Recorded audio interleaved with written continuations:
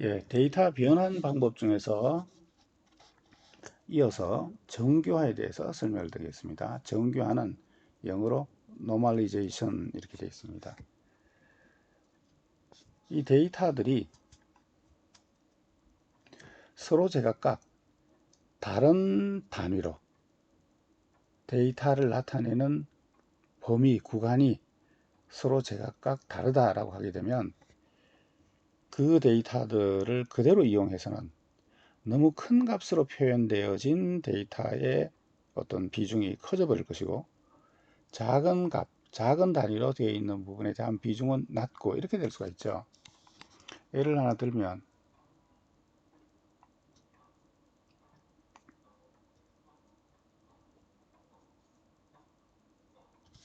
예를 들어서 뭐 여기 학생에 대한 데이터를 나타내고 있고 그 학생에 대한 여러 열들이 있는데 어떤 학생의 나이, 키, 몸무게 뭐 이런 식의 이제 속성이 있는데 몸무게는 예를 들어서 킬로그램 단위로 나타냈다라고 해봅시다. 그러면 킬로그램 단위로 나타냈다 그러면 보통 두 자리 숫자 뭐 몇십 킬로그램 뭐 이런 식으로 이제 표현이 되겠죠. 많아봐야 뭐 세 자리 뭐 100킬로그램, 110킬로그램 뭐 이런 식으로 이제 데이터가 요 범위의 데이터가 표현이 될 텐데 키는 예를 들어서 밀리미터 단위로 표현했다. 이러면 사람의 키가 보통 뭐 100 몇십 센치 이렇게 되니까 100 몇십 센치가 밀리미터면 뭐 160cm에다가 10을 더 곱해야 되나요? 네, 그럼 1600. 이걸 밀리미터가 아니라 마이크로미터다. 이렇게 표현을 했다 그러면 마이크로미터에 했다 그러면 여기다 0을 6개를 곱해야 되는 거죠. 그래서 굉장히 큰 숫자로 이렇게 들어갑니다. 그러면 이제 여기서 데이터 분석을 하는데 어떤 학생에 대한 특성을 구분하는데 나이와 키와 몸무게를 어떤 감안해서 분석을 한다라고 했을 경우에 너무 큰 숫자로 표현되어 있으면 이 부분에 대한 뭐 영향이 너무 커진다든가 다루기도 불편한다든가 뭐 그럴 수가 있죠. 그래서 이 데이터를 다 똑같은 데이터 구간으로 이렇게 바꿔서 데이터들 사이의 비중을 골고루 맞추는 데이터들 사이의 구간 범위를 표준화시키는 이런 작업을 정규화라고 얘기합니다. 그래서 데이터를 정해진 어떤 데이터 값의 범위 뭐 통계학에서는 주로 보면 이제 마이너스 1에서 1 사이, 홍에서 0에서부터 1 사이, 그러면 0점 얼마 얼마 이렇게 표현되는 거죠. 이런 식의 정해져 있는 구간으로 모든 데이터의 범위를 변화시키는 그래서 데이터들 사이에 이 크기의 어떤 균형을 맞춰주는 이런 방법을 정교하다 이렇게 얘기합니다. 그러면 이제 원래 있던 데이터가 다른 단위로 킬로그램 단위로 되어 있던 것이 뭐 센티미터 단위로 바뀐다든가 혹은 0과 1 사이의 어떤 변환된 어떤 스케일로 바뀐다든가 이렇게 다른 형태의 모양으로 데이터가 바뀌는 거죠. 그래서 데이터 변환 방법 중에서 이제 정규화라고 하는 것이 데이터 변환 방법 중에 또 한 가지에 속하겠습니다. 그 다음에 이산화, 디스크리타이제이션 이렇게 되는데 이 이산화라고 하는 것은 주로 이제 숫자 형태의 데이터와 이제 관계가 되는데 어떤 사람들의 숫자가 어떤 데이터가 어떤 일정 수의 범위 구간에 어디든지 나타날 수 있습니다. 예를 들어서 사람의 나이라고 치봅시다. 사람의 나이는 0살부터 100 몇십 살까지 뭐 200살까지라고 해봅시다. 요즘 하도 사람들이 많이 오래 사니까 0부터 200 사이에 숫자들을 가질 수 있죠.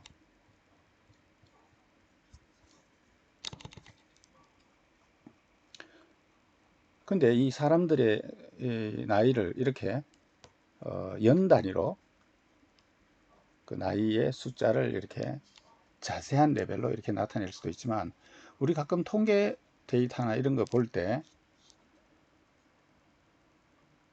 10대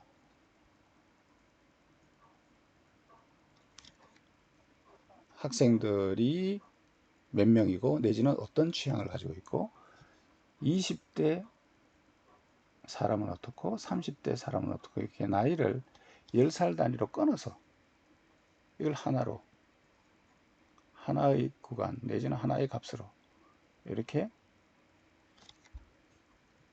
어떤 범위를 잘라서 거기에 여기는 10대다, 다 똑같이 10대라고 하자, 여기는 20대라고 하자, 여기는 30대라고 하자, 이런 식으로 이 값을 구간으로 나눠서 뚝뚝 이 구간을 끊어버린, 구간을 나눈 이런 형태로 데이터를 바꿔서 표현을 하는 이런 통계값을 많이 보죠.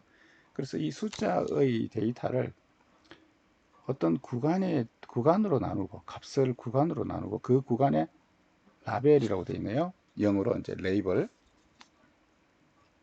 이 구간의 레이블로 표현하게 되면, 이건 연속된 값이 아니죠. 10대, 20대, 30대 이렇게 이제 잘라져 있는 그 구간의 레이블 형태로 데이터를 표현하는 것, 이것을 이산화, 디스크리타이제이션 이렇게 부릅니다.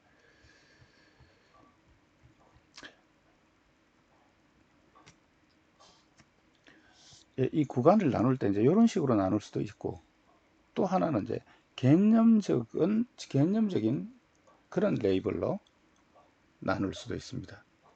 그 예를 들어서 청년, 어른, 노인 이렇게 사람의 나이를 이렇게 개념적인 어떤 그런 레이블로, 숫자가 0부터 10 사이, 11부터 20 사이, 이렇게 숫자의 구간이 아니고 개념적인 어떤 그런 범위로 이렇게 구간을 나누고 그 개념적 레이블을 사용하는 이런 형태로 나누어서 바꿔서 데이터를 표현할 수 있죠. 이것을 이제 이산화다 이렇게 얘기합니다. 이 구간의 레이블들은 더 상위 수준의 단위로 묶어서 구조화될 수 있고, 그것이 또다시 더 상위 개념으로 묶여서 구조화될 수 있고, 이렇게 하면 이것이 하나의 계층적인 모양, 계층적인 모양이라는 것은 트리 모양이다 이렇게 이제 얘기하기도 하는데, 위에 하나 있는데 그 아래 자식이 여러 개 있고 그 아래 자식이 여러 개 있고, 이런 식으로 계층적으로 생겼다라고 해서 이것을 이제 계층 구조라고 그러는데, 이런 이제 라벨들의 계층적인 구조 형태로 구성을 할 수도 있습니다. 어쨌거나 연속된 어떤 숫자를, 연속된 형태의 어떤 숫자를 구간을 나눠 가지고 그 구간에 대해서 데이터로 바꿔서 표현하는 것, 이것을 이산화다 이렇게 얘기합니다. 뒤에 이 개념 구조, 개념의 계층에 대해서 얘가 나와 있으니까 이거 한번 좀 보고 앞으로 다시 돌아가 보겠습니다. 예, 전체 지금 데이터가 0부터 1000 사이의 값인데요. 이 0부터 1000 사이를 전체 하나의 구간으로 이렇게 이제 단순화시켜서 줄여서 한 개의 레이블로 표현한 최상의 레이블이 있고, 이것을 이제 200 단위로 쪼개네요. 0부터 200, 200에서 400 이런 식으로 200 단위로 쪼개면 이 200 단위의 구간이 나오겠죠. 이 200 단위의 구간은 저 위에 있는 구간의 세부 구간이라고 볼 수 있죠. 그래서 여기에 이제 이걸 하나로 전체 통으로 본 이 구간에 이걸 쪼개면 이런 세부 구간이 나오겠죠. 그 다음에 이 세부 구간을 다시 100 단위로 쪼개면 둘씩 또 쪼개지네요. 이런 식으로 이 구간하가, 이 구간이 구간들 사이의 관계가 이런 계층적인 구조를 가질 수 있습니다. 이런 계층적인 구조를 가지고 이산화를 할 때 요 단위의 값들로도 표현하고, 그 다음에 다시 이 단위의 값들도 표현하고, 이 단위의 값들도 표현하고, 이렇게 하게 되면 이 단위의 데이터를 보고 싶다 그러면 이제 요 단위의 레이블로, 요 단위로 데이터를 볼 수 있고, 이 단위로 데이터를 보고 싶다 그러면 더 상세하게 보여지는 데이터를 볼 수 있고, 아니면 최상위로 간단하게 데이터를 보일 수도 있고, 어쨌거나 이 데이터를 구간화, 이산화할 때 이산화에 대한 이 구간 레이블이 계층적인 이런 여러 가지 레이블로 이산화할 수 있다라고 하는 것을 보여주고 있습니다. 자, 어쨌거나 이산화라고 하는 것은 숫자를 범위를 나눠 가지고 이 범위의 구간에 대해서 하나씩 구간별로 이제 합쳐서 데이터를 표현하면 이제 요게 이제 이산화 형태라고 얘기할 수 있습니다. 자, 그 다음에는 이제 요거하고 좀 비슷한데 개념 계층이라고 하는 게 있어요. 이 개념 계층은 주로 이제 범주형 형태, 명목형 형태 또는 범주형 형태, 수치가 아닌 숫자 형태로 표현된 것이 아니라 범주형 형태, 우리가 범주형이라고 통일하는 게 좋겠네요. 범주형 형태의 데이터에 대해서 이것을 묶어서 상위의 레이블로 라벨로 상위의 라벨로 요거는 앞에서 라벨이라고 표현했으니까 라벨로 통일하죠. 상위의 라벨로 합쳐서 그 상위 라벨에 대한 걸로 데이터를 변환시킨 거. 그게 이제 이런 개념적 라벨을 사용하는 건데, 개념적 라벨을 사용하는데 이 개념적 라벨이 아까 보셨던 것처럼 하이러키, 계층을 가질 수가 있습니다. 그래서 개념적 라벨을 가지고 데이터를 표현하는 것, 이게 이제 개념적 계층에 해당이 되겠습니다. 이 개념적 계층은 이 범주형 데이터의 경우에 기본적으로 묵시적으로 암시적으로 데이터 자체가 개념적 구성을 가지고 있기 때문에 그 개념적 라벨로 간단하게 압축해서 줄여서 데이터를 표현하는 것이 이제 가능합니다. 예를 들어서 여기 보시게 되면 이제 주소가 있는데, 도로명과 같은 주소, 이 주소가 대한민국 아래 어느 시, 도, 거기에 무슨 구나 군, 거기에 무슨 동, 그 아래 무슨 번지. 그래서 하나의 주소가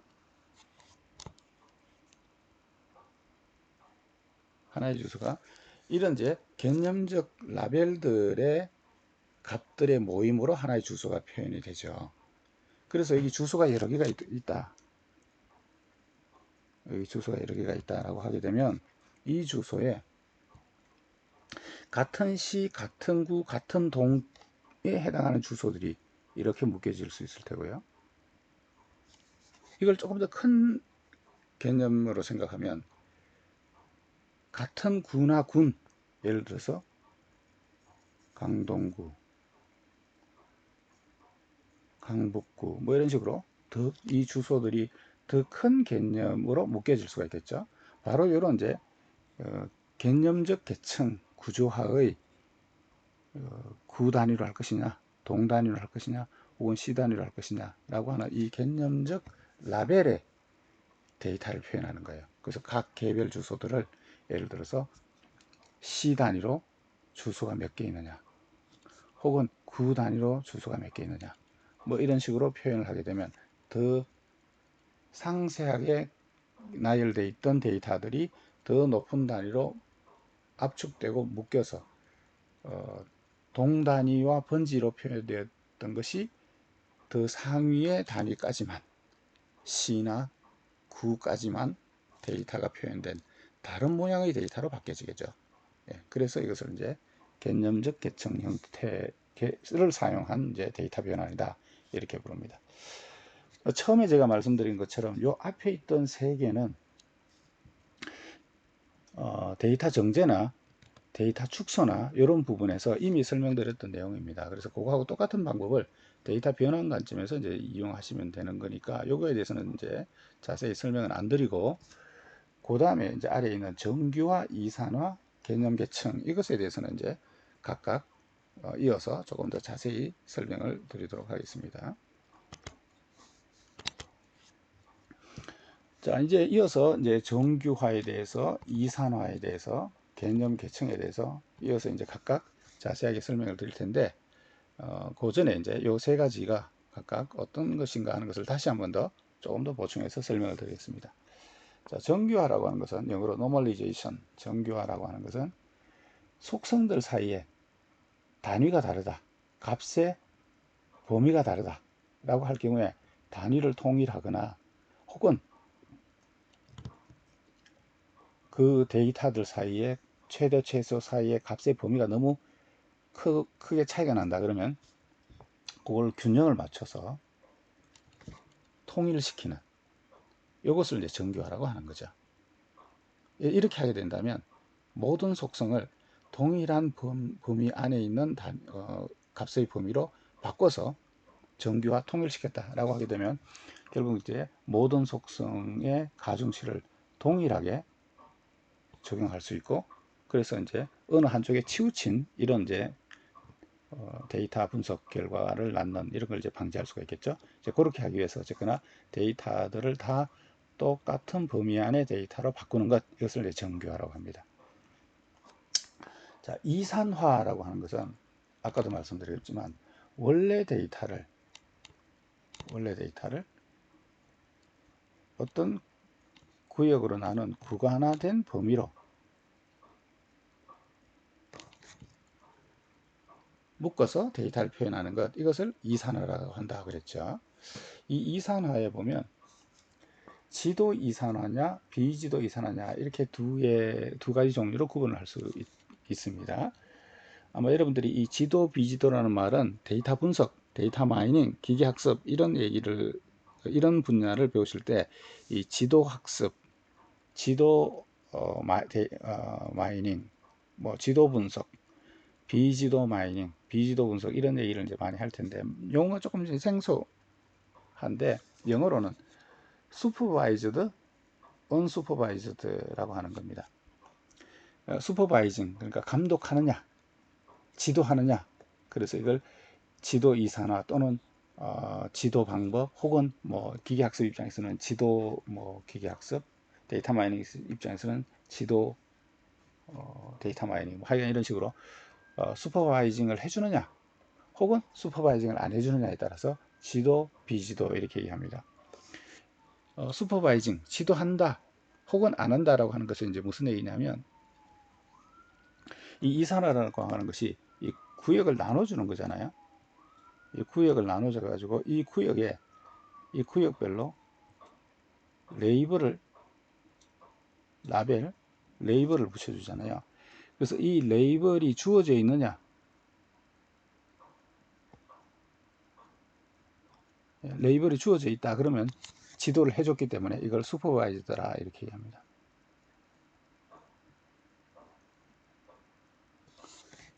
이 레이블이 안 주어져 있어요. 이 구간이 안 주어져 있어요. 이 구간과 이 데이터를 이산화시키는 이 구간과 레이블이 미리 제시되어 있지 않아요.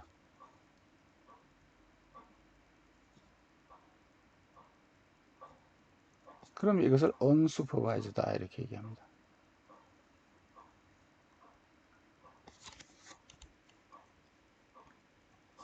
아까 사람의 나이를 따지면 이 나이를 10살 단위로 나누자. 그래서 요 나이, 요 나이, 요 나이, 요 나이는 10대라고 하자. 요 나이, 요 나이, 요 나이는 20대라고 하자. 30대라고 하자. 40대라고 하자. 라고 하는 것이 이산화하기 전에 미리 주어져 있습니다. 그래서 미리 주어져 있어서 이렇게 이산화를 해라 라고 하면 거기 맞춰서 이산화를 해주면 됩니다. 이렇게 모아서 원하는 대로 데이터를 표현을 해주면 됩니다. 이게 슈퍼바이즈드 이산화 방법이고, 이런 방법의 데이터 분석이 슈퍼바이즈드 데이터 분석입니다. 언슈퍼바이즈드라고 하는 것은 이게 안 주어져 있습니다. 이게 안 주어져 있고 어떤 목표에 따라서 데이터 분석이나 뽑고자 하는 어떤 목표에 따라서 이 사람들이 가지고 있는 데이터와 성향을 봤을 때 유사한 것끼리, 그 유사하다고 하는 것은 이 분석하고자 하는 분석 목표에 따라서 어떤 것을 유사하다고 하느냐, 영화를 보는 취향이 같으냐, 혹은 여행을 가는 취향이 같으냐, 물건을 구매하는 취향이 같으냐, 그거는 이제 그때그때마다 이제 다릅니다만, 어쨌거나 그 분석 목표에 따라서 이 데이터들을 구간을 나누는, 그것을 어떻게 나누면 좋겠냐라고 하는 것을 일단 찾습니다. 이 구간이 안 주어져 있고 이 구간을 찾습니다. 그래서 이 데이터가 가지고 있는 성향을 봤을 때 이렇게 나누고 이렇게 나누고 이렇게 세 그룹으로 나누면 이 사람들의 성향을 좀 이렇게 구역으로 나눌 수 있다 라고 해서 요걸 일단 찾는 것, 요걸 찾아야 하는 것, 요게 이제 언슈퍼바이즈드입니다. 지도가 안 되어 있다는 거죠. 그래서 자기가 찾아야 된다는 거죠. 이렇게 일단 찾으면, 그러면 이제 성향이 비슷한 것이 찾았는데 얘를 뭐라고 라벨을 붙이는 것이 의미가 있느냐, 이 라벨은 안 주어졌기 때문에 이 라벨은 그 알고리즘에서 알 수가 없어요. 그렇지만 이렇게 세 덩어리로 나눠진다. 그러면 이제 자동으로 이제 1번, 2번, 3번 이런 식으로 붙이면 되겠죠. 그러나 그 1번이 무슨 의미가 있고 2번이 무슨 의미가 있까 하는 거는 이제 그 알고리즘에서는 이제 제시할 수는 없습니다. 그 사람이 주지 않았기 때문에. 어쨌거나 이걸 찾아서 이산화하는 것, 이것을 이제 비지도 방법이다 이렇게 얘기합니다. 데이터들을 분석할 때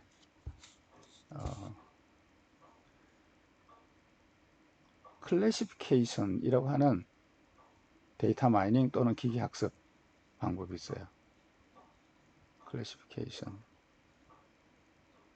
또 하나는 클러스터링이라고 하는 방법이 있어요. 이거를 분류 방법이다, 분류 기법이다 이렇게 표현하고, 이거를 군집 방법이다, 혹은 그냥 영어를 그대로 클러스터링 방법이다 이렇게 부르는데, 이 클래시피케이션이라고 하는 분석 방법이 대표적 지도 학습 방법입니다. 지도 방식입니다. 클러스터링이라고 하는 방식이 대표적인 비지도 방식입니다. 그래서 여러분들 앞으로 이제 데이터 분석이나 데이터 마이닝이나 이런 거 배우실 때 클래시피케이션, 클러스터링, 분류 기법, 군집 기법 이렇게 이제 배우실 텐데, 클래시피케이션도 데이터를 클래스로 이렇게 나누는 거고요. 클러스터링도 데이터를 이렇게 어떤 덩어리로 나누는 건데, 두 개가 이제 좀 비슷해 보여가지고 좀 헷갈릴 수도 있는데, 클래시피케이션은 이 분류가 미리 주어져 있습니다. 데이터에, 분석에 들어가기 전에 데이터에 미리 주어져 있습니다. 이렇게 미리 주어져 있는 것을 분석하는 것을 클래시피케이션 분류기법이다 이렇게 얘기하고, 이게 안 주어져 있어서 기계학습 방법에서 데이터 분석에서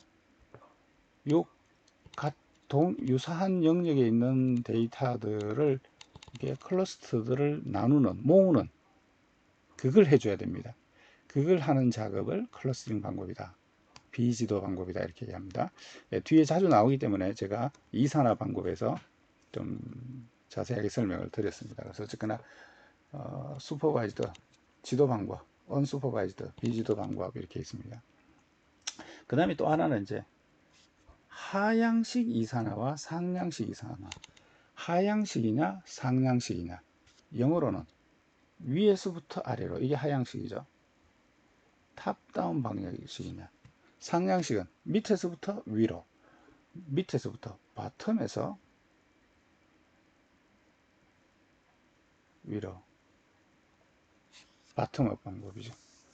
예, 그래서 탑다운이냐 바텀업 방식이냐 이렇게 이산화 방법을 나눌 수 있습니다. 탑다운이라고 하는 것은 아까 설명드릴 때 전체 나이를, 전체 구간을 하나의 클래스로 보자, 하나의 구간으로 보자, 이렇게 해놓고 이것을 쪼개는 거죠. 이렇게 몇 개로 쪼개자. 그러면 이제 요런 세부 구간이 나오는 거죠. 클래스가 나오는 거죠. 이걸 다시 또 몇 개로 쪼갭니다. 그죠?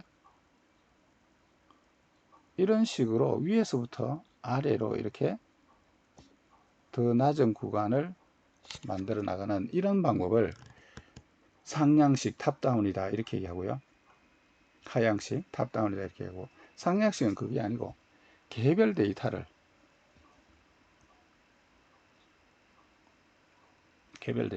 요렇게 묶자, 요렇게 묶자, 요렇게 묶자 해가지고 요 클래스들을 만들고, 그걸 다시 묶어서 더 상위의 클래스를 만들고, 그걸 다시 묶어서 더 상위의 클래스를 만들고, 이런 식으로 밑에서부터 위로 요 구간을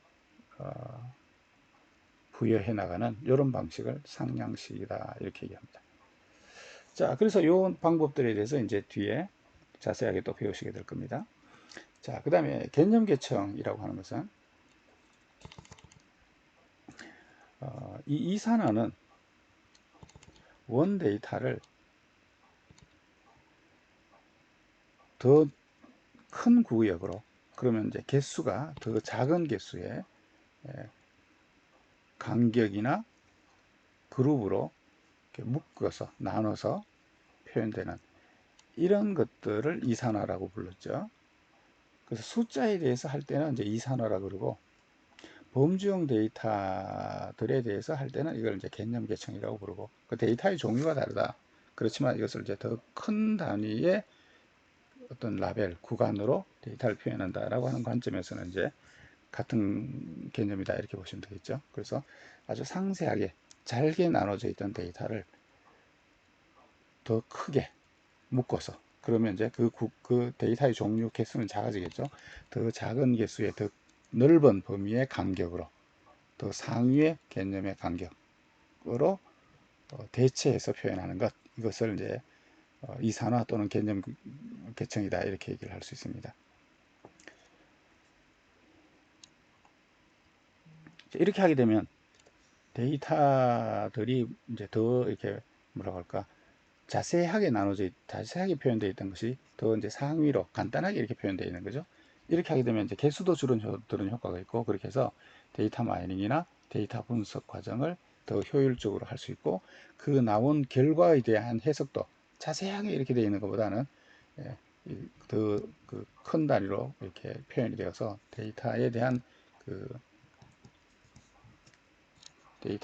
그 해석도 좀 더 직관적으로 될 수 있습니다. 자, 그렇기 때문에 이 데이터를 묶어서 더 큰 구간, 더 큰 개념으로 데이터를 모아서 표현하기 때문에 일종의 데이터 축소 효과가 있습니다. 그죠? 그래서 데이터 축소 작업으로도, 축소 단계로도 이 두 가지가 사용될 수 있습니다. 자, 이런 이제 개념 계층에는 데이터를 구간별로 나누는 이 구간화, 비닝이라고 우리가 데이터 축소에서 배웠던 거죠. 그래서 구간화 방법으로도 우리가 이산화 또는 개념 계층을 구성할 수 있고, 또 히스토그램, 어떤 구역에 데이터가 몇 개 있느냐라고 하는 것을 나타내는데 주로 사용되는 것이 히스토그램이죠. 그래서 히스토그램으로 이제 데이터를 묶어서 이산화 또는 개념 계층으로 표현할 수 있고, 그 다음에 클러스터링, 이게 이제 데이터를 클러스터로 유사한 것끼리 군집화, 모으는 것을 클러스터링이라고 그러죠. 아까 제가 비지도 학습의 대표적인 방법이다 이렇게 얘기했죠. 그래서 이런 클러스터링을 통해서 비지도 이산화, 비지도 어떤 분석을 할 때 클러스터링하는 방법이 이제 사용이 되는데, 이 결과를 이용해서 이산화시키거나 개념 계층을 이용할 수 있습니다. 의사결정 나무라고 하는 것은 아까 말씀드렸던 클래시피케이션에 많이 사용되는, 클래시피케이션에 클래시피케이션에 사용되는 방법들이 여러 개가 있는데, 그 중에 이제 굉장히 많이 사용되는 대표적인 클래시피케이션 방법 중에 하나가 의사결정 나무 분석이라고 하는 게 있습니다. 영어로는 디시전 트리. 어떤 의사를 디시전을 하는데 그 디시전에 대한 어떤 관계, 디시전에 대한 어떤 요소들을 트리 모양으로 계층적인 구조로 표현한다. 그래서 이걸 디시전 트리, 의사결정 나무 트리라고 하는데, 요걸 통해서도 구간에 대한 구간화, 그 구간화를 통해서 개념 계층이나 이런 것들을 이제 구성하는데 이용할 수 있습니다. 또 하나는 이제 상관 분석, 리그레션 어널리시스, 리그레션, 이런 방법들이 구간화, 구간을 나누는데 사용될 수 있는 대표적 방법입니다. 이런 이제 분석 방법들은 앞에서 데이터 축소 얘기할 때 또는 데이터 정제 얘기할 때 아마 이런 방법들이 그 단계에서도 적용될 수 있고, 그래서 그 단계에서도 설명을 드렸던 내용들이 많이 있는데, 어쨌거나 이것이 이제 데이터 변환에도 사용될 수 있는 방법이다. 그렇게 해서 정규화, 이산화, 개념 계층 이 세 가지에 대해서 자세히 이제 설명을 드리는 것이 이번 7장의 내용입니다. 그래서 이제 첫 번째로 나오는 것이 이제 정규화인데요. 그래서 이 정규화는 다시 잠시 후에 다음 동영상에서 계속해서 설명을 드리도록 하겠습니다.